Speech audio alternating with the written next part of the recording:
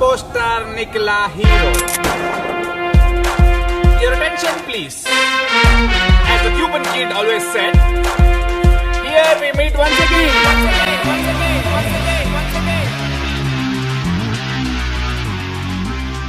Hello and welcome to the Marubadium podcast.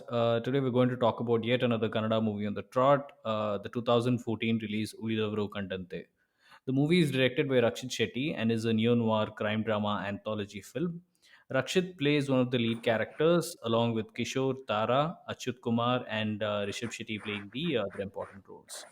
To talk about this movie, we have returning to our show Pallavi, the connoisseur of Hollywood movies and a recently converted South Indian. She was with us in the last podcast of Undu Motea Kate. Welcome back, Pallavi. That was quite an introduction, Kumar. Thank you. And hi, everyone. Before we begin, I'd like to put out this disclaimer that this podcast contains multiple spoilers for the movie. A great way to actually enjoy this podcast would be to watch the film first. It is available on YouTube with subtitles, and then to listen to this podcast. As far as I know, it's not available on any of the commercial streaming platforms yet. Anyway, here we go. Warnings given. Let me start off with a very brief summary of Ulidavaru Kandante. So the movie is based on a reporter's retelling of a murder incident of a small gangster in the small fishing town of Malpe, which is like an hour's drive from Mangalore. The character of the reporter, Regina, decides that instead of covering the murder incident in a very straightforward manner, she would rather look at the incident from five different perspectives of five people, who all of whom are connected to this incident or have been impacted deeply by this in one way or the other. So what happens is this leads to the film having six chapters, one for each of the major characters, and a final one called Reasons, which sort of ties up all the loose ends. I will speak in more detail about the perspectives and the final chapter a little later in the podcast. But to get started, let's listen to what our Mangalore native has to say. So, Pallavi, let me start off with a small question. While the story is said to be about five different perspectives, anybody who's going to listen to that is going to expect, oh, this is going to be a Rashomon kind of storytelling, where there's one story that's being told by the perspective of one character, and then there's another character who comes in but gives an entirely different viewpoint of the particular incident. But in my opinion, this story in fact tells the existence of five different characters, keeping that one particular murder incident as a pivot. So I'd like to know what your view on this is. So, at the start of the movie, it is pretty clear that Regina is sort of the narrator or sort of the person who binds the whole movie and tells you the story from all the five perspectives. She interviews the people. So, she's writing this, and of course, it brings in her perspective as well. Each character in this movie is not able to explain the whole incident which happens, which you mentioned as the pivot, in a complete manner. So everybody sort of giving their bits and pieces, and then Regina's trying to solve the puzzle. Basically, nobody knows what exactly happened, but Regina's trying to make some sense out of it. Let's dive headfirst into the movie. First chapter is called The Voice of Silence. It basically introduces the character of Raghu and Richie, and shares more details of the life of Raghu. What about this segment is it that you really liked? So obviously, the part about the origin story of both Raghu and Richie is sort of brought in this first part. So that sort of explains, especially Richie's character, which is going to be, which is explained in detail in the second part. But basically, what is sort of the series of incidents which led Raghu to move to Bombay and become a gangster, and Richie, his story of how he, was sent to a remand home after he committed a murder, or rather a homicide. I'm not sure how it's called, as he was a juvenile delinquent. So that story sort of explained, and also Raghu's story of how what's happened to his mother and his father's death, which is informed to him by Shailesh, who's one of the characters, who's one of the narrators of the movie. So all those things sort of give some clarity as to what is happening in the movie and who are these characters. Give some sort of understanding of what this movie is about. partially at least. This is something that we see throughout the movie, right? You don't get the entire information about a person or an incident at one point. Like, for example, if you know something about Raghu in the first segment, despite the fact that it's entirely about him, we don't know everything about him. There are some details thrown here and there in the later segments also. So, and this is something that I really appreciated, because for a significant part of the movie you're still left waiting for details as to what exactly is going on, and you're really waiting for the director to tie up the loose ends. So yeah, so as the movie is not very, it's not chronologically placed, right? So we get the same Yeah, incident, it's non-linear. non-linear, exactly, that's the word. So non-linear, so here and there we get some hints. The same story is said in different ways. So from each part of the movie we get some information of the character, some of the leading characters, especially like Richie and even Raghu and his mother. We get bits and pieces of information about what their life is, and what is their personality as well. So that is an interesting way of telling a story, so that it's not given easily to the viewer, and some parts is even left, untold, so that it's left to the viewer to sort of guess what happens to this character, or what this character might be doing. A few examples of that I probably we can discuss in the second part, is what I'll bring that up in the second part again. Yeah. Okay. Yeah, a small tip to listeners: in case you're watching the movie, don't be distracted. Don't try to do something else on your phone and then keep trying to watch the movie. You will miss some details or the other here and there. So coming back to the first part, two things that I really enjoyed about this first segment was the homage to popular movies, Sin City and Pulp Fiction. With respect to Sin City, they had sort of created this gangster chase sequence that Raghu encounters in Bombay. So he has stolen something very valuable from the gangsters and he's running away from them. The way the entire sequence was picturized was, I think it's, I mean, there are some people who might say, oh my God, it's a ripoff of Sin City. But the way I see it, it's really a very nice and clean homage to Sin City. The second homage that Rakshit has given in this segment is to Pulp Fiction, which sort of props up in the later parts of the movie as well. And this is with respect to that red bag where he's carrying the valuables. It's never mentioned what the valuable is, and nobody talks about it. And but the only thing you're sure of is that it's really worth a lot, and it's going to assure him of a very good life in Dubai. And they also sort of recreate the glow that we see in Pulp Fiction, right? Whenever they open the suitcase, this is glow that is seen on Samuel L. Jackson and John Travolta's face. That is recreated to in this movie, and when anyone opens the bag, there's this golden light on their face. So I thought those are two very neat homages. The chase sequence of Raghu escaping from Bombay from his gang members is done really well in that noir fashion. I think it was an intelligent way of showing him running away. I mean, they could have done a cliche chase sequence in a car, or something of that sort, which we would see in any Indian movie, but they took a different route, and they did this stylized way of showing the sequence.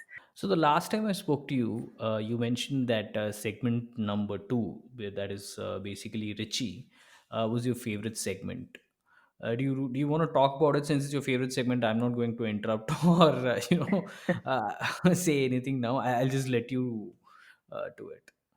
Yeah, so the second part is especially, I mean, well done, because, of course, it's talking about the central character in the movie, that is Richie. I mean, Rakshit Shetty has done a great job as Richie, and especially his introduction scene, and how they sort of, show how his character is sort of a very violent person without mercy, but has this comic element as well.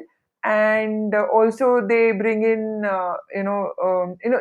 they show these movements of how he can be really reckless and violent, but they don't really show the violence physically. Like, they don't show us people getting beaten up. That's all sort of left to our imagination. But he also brings in some comedy to sort of ease the scene a bit. So I think his introduction is done really well. I think he's directed himself very well. Characters traits are really shown really well. Why he's become this character.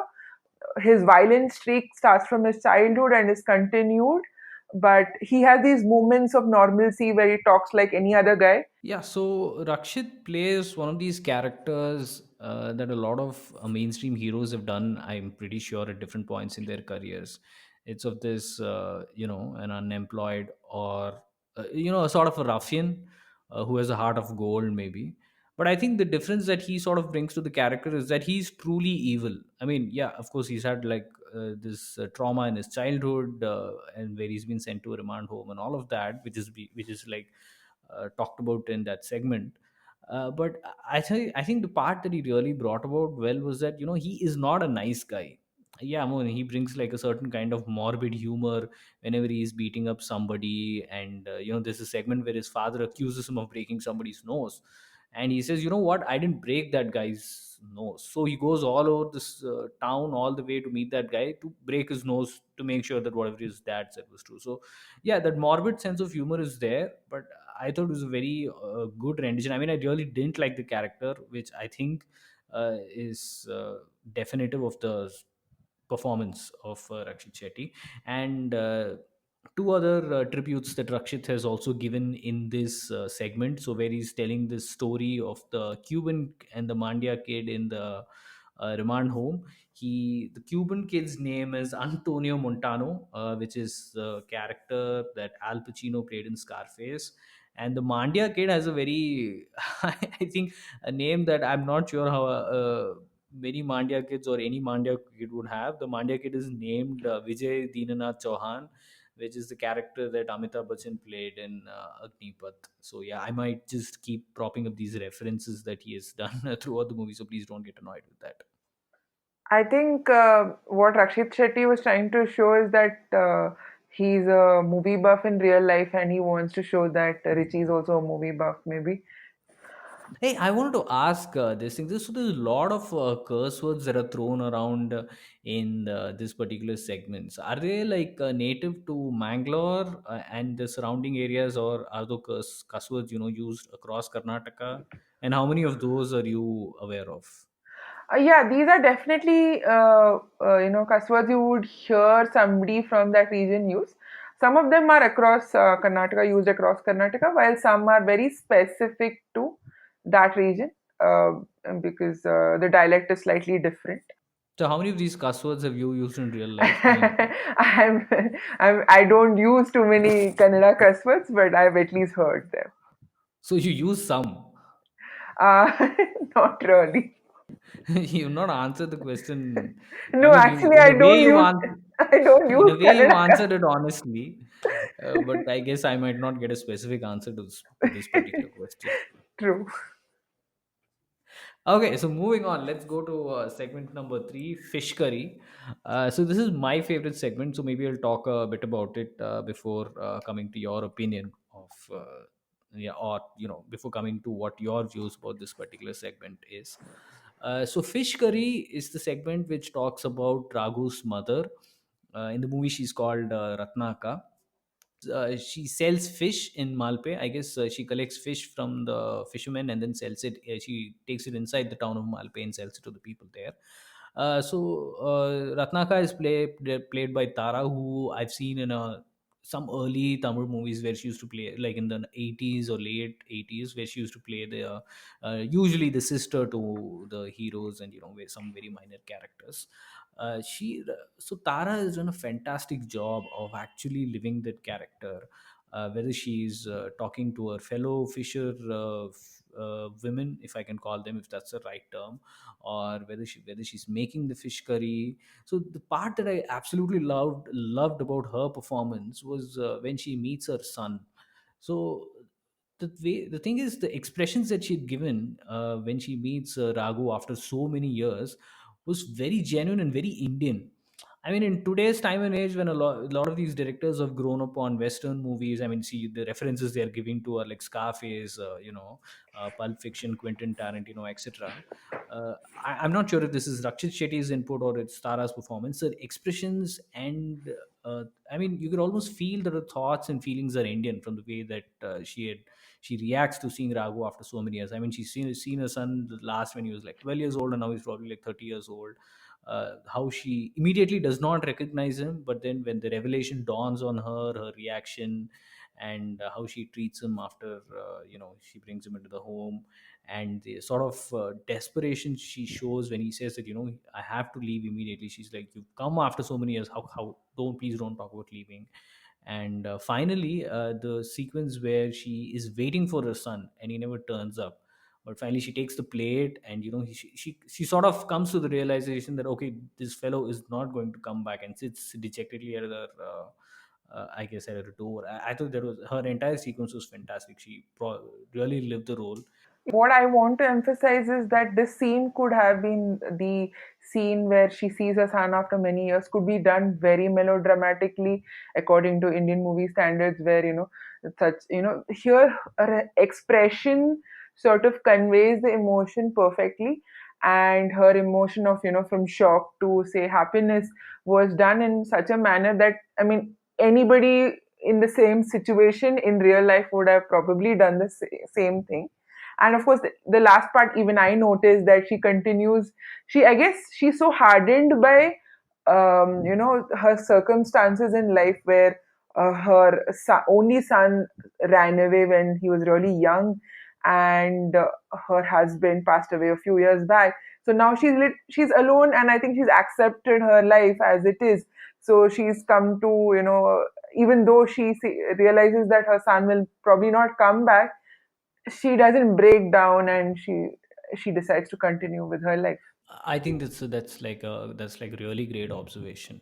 The fact that she's been hardened by all the events and circumstances in her life. Another sequence that I really liked in this segment was how she prepares the fish curry. I mean, how true it is to the traditional preparation of fish in Mangalore. Yeah, so that's how it is done, from scratch, in Mangalore household, of the grinding the chili paste, or she sort of fries the chili, and then yeah. So and those earthen pots you see are actually used in most Mangalorean houses as well to cook fish curry. So yeah, I think it's pretty true too, and I really felt like eating that fish curry once it was done with it. So Yeah, I it was damn tempting. yes. And going back to Tara and her son, the ending of this particular segment sort of gives a hint of what is going to happen towards the end of the movie. Uh, but as I watched, I also realized that she kept spreading the news that her son is home, which ultimately would prove to be probably his death knell. Because the fact that she's going around telling everyone that her son is back, he's going to take her to Dubai, etc., etc. I think the news travels fast and reaches Richie, and who finally realizes that okay, this guy's back, and he has to go get him. So, ironically, in a way, her happiness about her son coming back led to his end. So let's go to segment number four, which is Whispers in the Wind. This and segment number five are some of my least favorite segments in the entire movie. If I ranked the order in which I like the segments, I think four and five would probably come towards the end. The reason I didn't like segment number four was because it.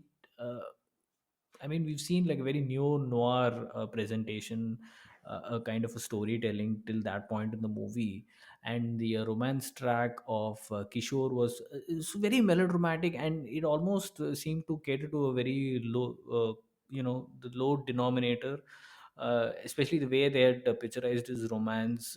I don't know. Till then, it seemed very realistic. All the portrayals, whether it was a mother and son love, the enmity between Raghu and Richie, the situation on the ground of how people are treating each other. This romance sort of seemed to be out of place. But the other segments were particularly fine and understandable. But only the part about the romance of Kishore sort of threw me off. But I think the other parts in the segment were really good. How they showed Janmashtami celebrations in Mangalore, a very tense situation actually, that has a very peppy children's song.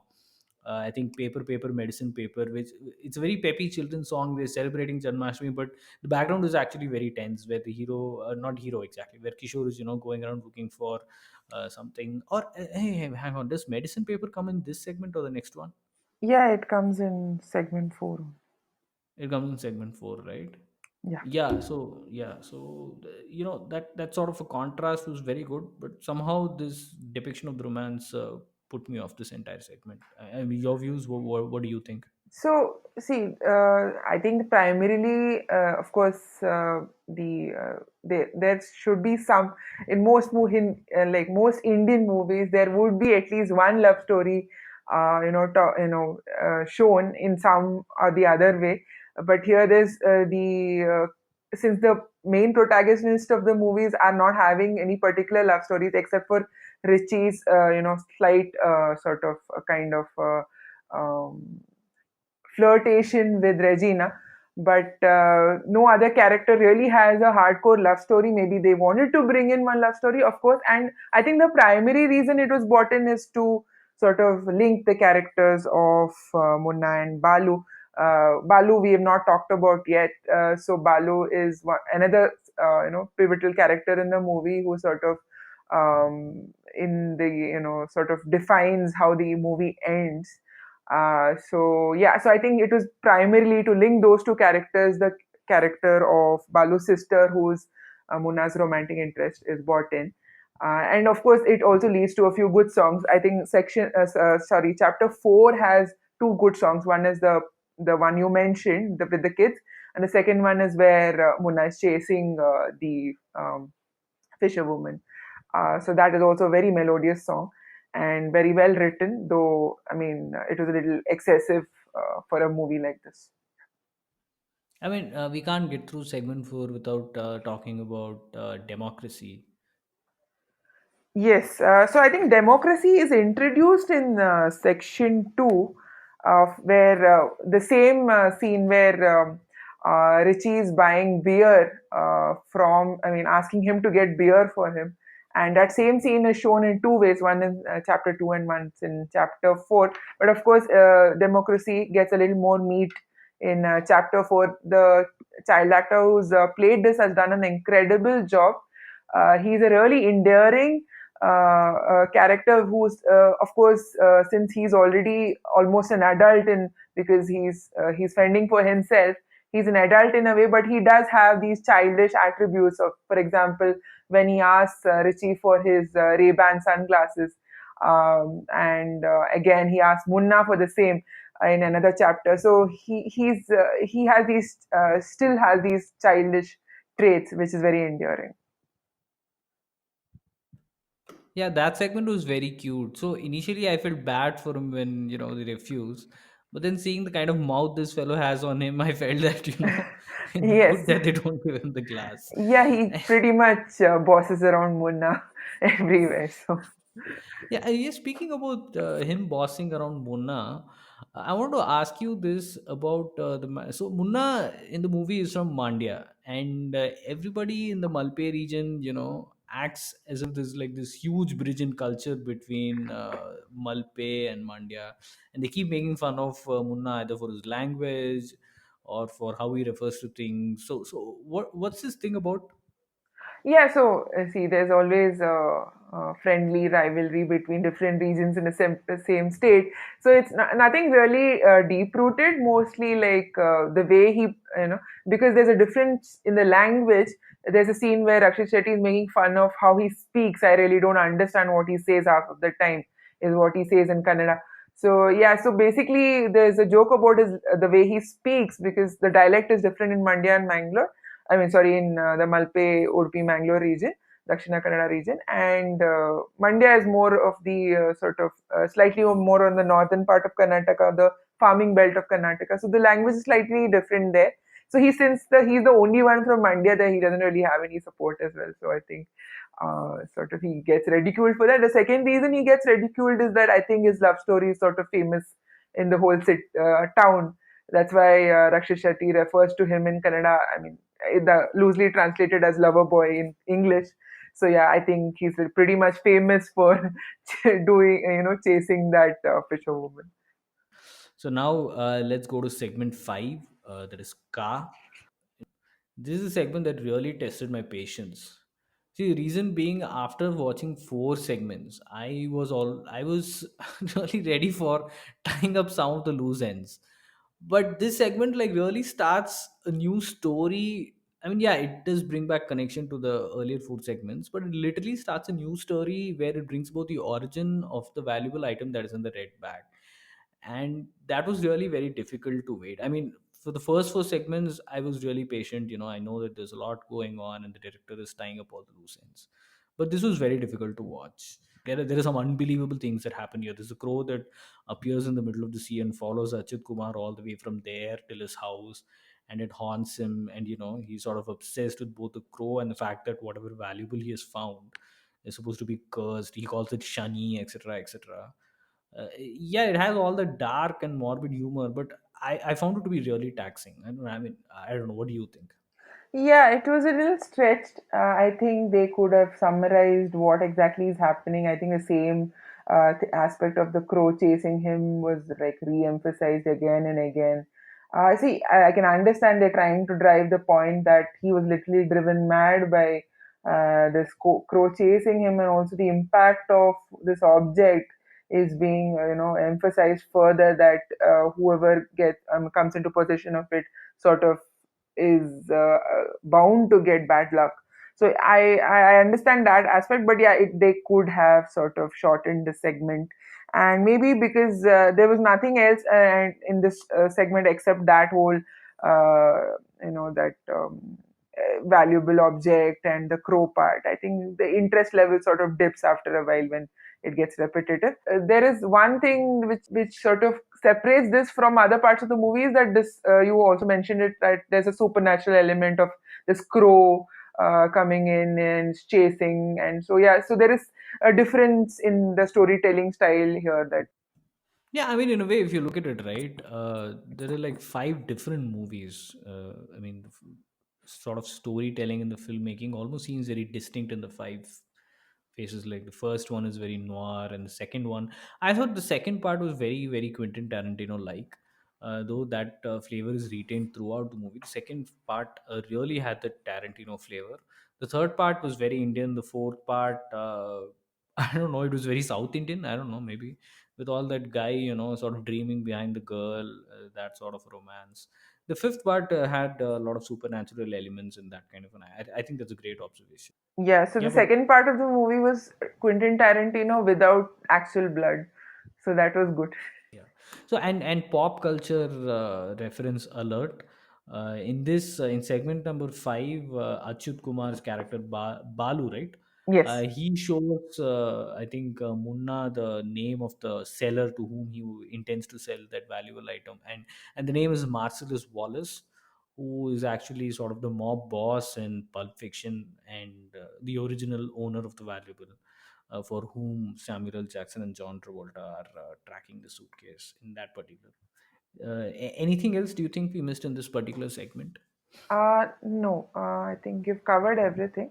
But I think one thing which we should probably talk about is how this Huli Vesha is sort of pops up in many parts of the film, and sort of again is a reference to the culture of the particular region. I think it plays a pivotal role in the film as well in many parts. Like it's shown in chapter number 2 and 5, where Balu is himself a character who is a dancer in the Holy Vesha. Yeah, for that matter, Rakshit Shetty is properly shown the culture of that particular region, right? I mean, it's not just the Huli Vesha. I think in segment 2, they also show the Yakshagana happening. Yes. And then there is this depiction of how Janmashtami is celebrated in Malpe. And yeah, I thought this was like a great local. I mean, like it was very rooted in the culture of Malpe, if that's the right way to put it. See, I have a question here. When a movie like this, any movie for that matter, is very rooted in the culture. Do you think it opens up the possibility of alienating viewers from, let's say, a different place? Let's say an Andhra or any of the other South Indian states, or somebody from North India who wants to watch this movie, let's say with subtitles, but may not understand the local culture. No, I think it's the opposite because mostly people are curious about cultures of which they are not aware of. For example, you found it pretty interesting, isn't it? Because you are not from that part of the world, but still you thought that's something interesting which was brought out in the film, and you learned something new. I think it could go either ways, but I think most people would be curious. So let's come to segment six. I don't really want to give away anything by, or maybe we've already told that there is a spoiler warning. What do you think about the ending? Do you think that they tied all the loose ends up, or I don't know, how do you think? What is your opinion on the ending? Yeah, so see, there is a series of murders which happened. Basically, there are three people who die. I think the interesting part is that bits and pieces of who's going to die is brought in different chapters in the film. So basically, for example, in the first part itself, we can guess that one of the main characters is dying because Regina sort of refers to that particular character being sort of dead, and we will never know why he did what he did. So basically, Rakshit Shetty is whom she's referring to in the first part, whose dead body is shown, but his face is not shown in the first part, where people are doing all the police procedures. But of course, the death of Raghu is not very well explained because Richie's friend Dinesha sort of again creates confusion in the end of the movie, saying that Richie did not kill Raghu. So his death is sort of again left unexplained. And of course, Munna's death is sort of like, his character sort of gets confused why is gets confused that Balu was killed by Richie, and hence he goes and kills Richie, and that sort of is a major confusion in the film. So much so that I think Richie's character, Rakshit Shetty, basically sort of has a self-fulfilling prophecy of how he dies. He talks about the story of this Cuban kid and Vijay stories that sort of again is connected to how he dies because he doesn't know why he's getting killed. Same like how the Cuban kid doesn't know why he's getting beaten up. So I think that was an interesting thing that Rakshit Shetty sort of keeps repeating in the film, and that's how he dies. I think it was an interesting way to end it. I think there was no better way of ending it. But it's still left to somewhat interpretation because of Raghu's. There's a question mark on Raghu's death. But yeah, I think it was. I think they couldn't have done it in a better way. But do you think Raghu is alive or dead? Dinesha is in jail for Munna's death. Dinesha is the only one who would be held responsible for Raghu's death as well because he's an accomplice. My thinking is that because he does not want to be the person also charged with that murder, he could have just lied that he Richie did not kill him.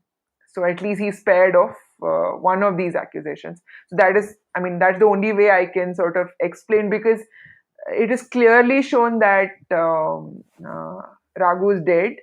I mean, Raghu is shot in the chest, and he's sort of thrown into the sea. But no, his dead body getting thrown into the sea is not shown, but it is implied.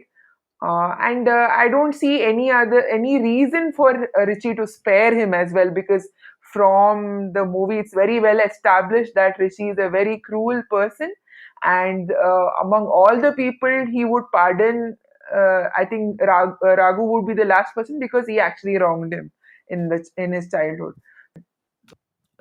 What is your overall reading of the movie? I mean, do you want to talk about that?